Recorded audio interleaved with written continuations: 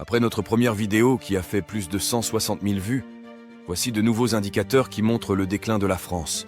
De 1960 à nos jours, taux de chômage des jeunes.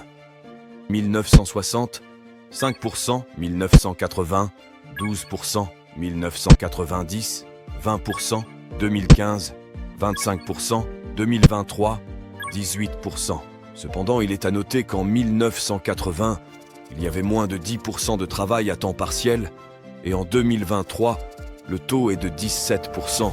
Aussi, le taux de CDD en 1970 était de 2% contre 7% actuellement. Classement des hôpitaux ou du système de santé. 1960, premier mondial. 1970, 5e 2012, 7e 2016, 10e 2022, 14e. Accès au logement. En 1970, il y avait 70% de propriétaires. En 2023, 60% de propriétaires. Pouvoir d'achat et inégalité.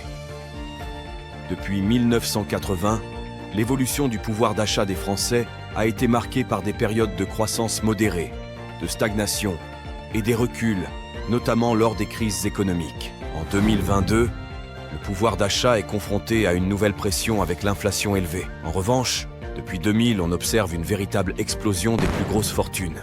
Les milliardaires français voient leur richesse croître rapidement, grâce à la mondialisation des marchés du luxe, de l'industrie et de la finance. La crise sanitaire accélère encore plus ce phénomène. Taux de pauvreté. 1970, 8%. 2000, 14%. 2023, 15%.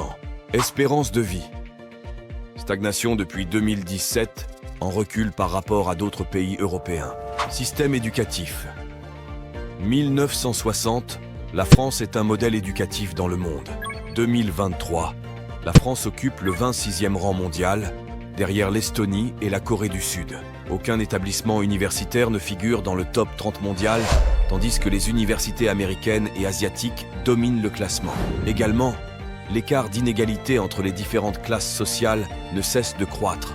J'espère que cette vidéo vous aura plu. N'hésitez pas à réagir en commentaire, à partager et à vous abonner pour ne pas rater la prochaine vidéo.